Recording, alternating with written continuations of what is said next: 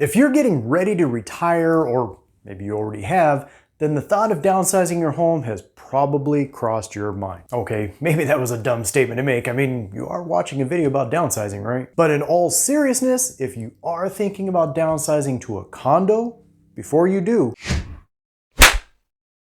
hey, Jose here, your SoCal Realtor. If you're thinking about buying or selling a home, do not hesitate to reach out. My team and I, we are here and ready to help you with your real estate needs. Real quick, I just want to encourage you to stay into the end of the video because I do have a free gift that I would like to offer to you. Okay, so before you do go and downsize to a condo, I'm not saying that downsizing to a condo is good or bad, but there are a few, we'll call them concerns, that you just want to make sure you're aware of first. First and foremost, the financial considerations. What financial considerations? Well, the purchase, of course. Okay, how much does it cost exactly? Now, depending on where you're moving from, situational, meaning is the home that you're selling, is it paid off, paid free and clear, or maybe it's almost paid off? Then in that case, you should have a pretty good chunk of change to be able to take from that sale in order to use to purchase your condo. But you still want to make sure you're paying attention to the sales price of the condo. I mean, depending on what you got for the sale and the sales price, I mean, it's a possibility you could use up everything you got from the sale of your house, and that may not necessarily be something you want to do. I'm not going to really get into property taxes, even though, yes, your property taxes, they initially start based on, the tax basis anyway, is based on the sales price of the house. However, Prop 19, which passed back in 2021, what it does, it allows anyone over the age of 55 or anyone that's severely disabled, but it allows you to be able to purchase another home as long as your new home is equal or lesser value than the home that you're selling. But you're able to purchase a new home and take the property tax basis from your current home, the home that you're selling, and bring that over with you to your new home. So yeah, by doing that, it definitely should help keep those property taxes a lot more manageable. Of course, that only applies if you're selling and buying a home here in the state of California. However, things are always known to change. Dynamics, things are always known to change. So my recommendation is, well, first of all, if you're here in Southern California, feel free to reach out. Otherwise, my recommendation though is definitely talk to your tax professional. Another financial matter that definitely should be considered, and that is association fees.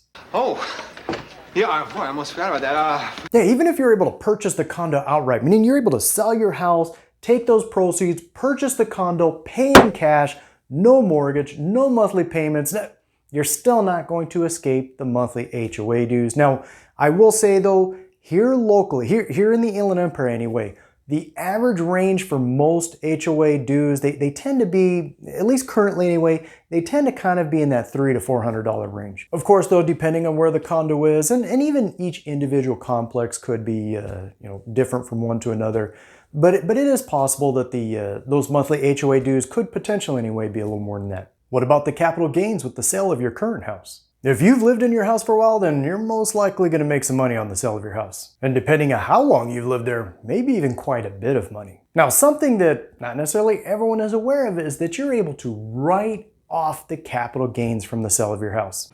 I did like the sound of that. Sorry, there is a catch to it though. You have to have lived in your house for the last 2 years, or actually, technically, it's 2 out of the last 5 years. Again though, if you're concerned about capital gains because you've lived there for a while, then you probably have that one covered. But if you're single, you're able to write off up to $250,000 in capital gains. And if you're married, that doubles. Now you're able to write off up to $500,000 in capital gains. Not bad, right? I mean, that could definitely eliminate, or at least at minimum help ease any potential tax sting that could come with selling your house. How about what amenities come with the condo? If you're paying those HOA dues every month, well then what are you getting for it? Some condo complexes will have more amenities than other complexes, but if this is going to be the home that you plan on spending your retirement years in, the home that you plan on spending your golden years in, well then I would start thinking now, what kind of amenities are going to be important to you? Would you like a swimming pool? Or would you like a fitness center?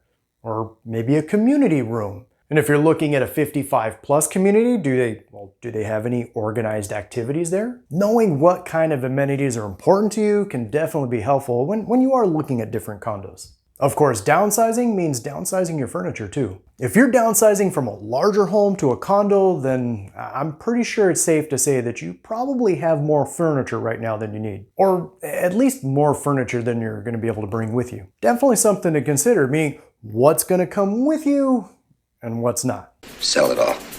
Okay, you don't necessarily have to sell it all, but in all seriousness though, you do want to start thinking, what are you going to do with the excess furniture? Sure, you could sell it, or maybe see if any of the kids or grandkids would like any of it. Or, another option is, you could donate it. Now, I'll admit, I've worked with a number of people that have downsized, and it can be a little tough to downsize.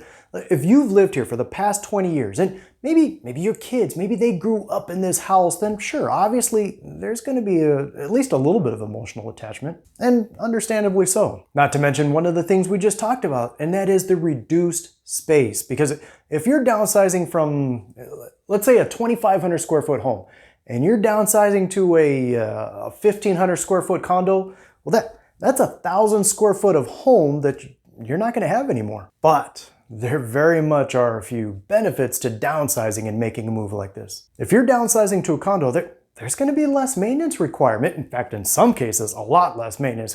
Let's say that if you own a house, who's responsible for all the landscaping outside? That would be you. Who's responsible for taking care of any exterior repair needs that might pop up? That would be you too. These are things that are typically taken care of by the condo complex through your HOA dues.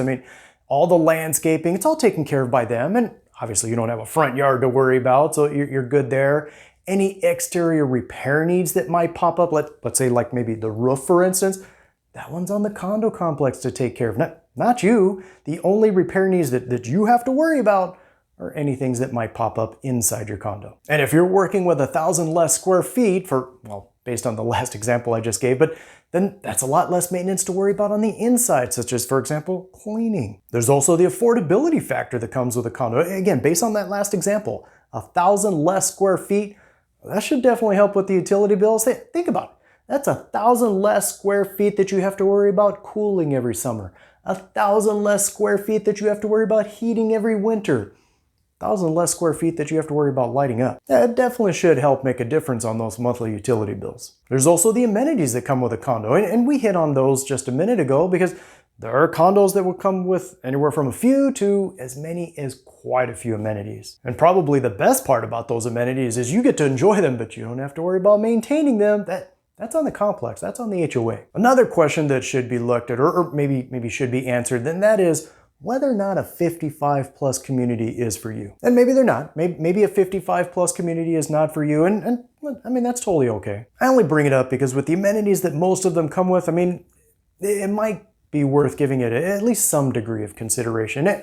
Now, this is not necessarily going to be the case with every 55 plus community, but most of them do come with things such as swimming pools, a fitness center, clubhouse with numerous hosted activities. Some might have tennis courts or pickleball courts. Some might have walking trails. Some might even have a library. Again, 55 plus communities, they aren't necessarily for everyone, but they do offer some pretty good options when it comes to aging in place. Hey, I'm glad you're still here because as I mentioned earlier, I do have a free gift for you, and that is my free report on downsizing your home.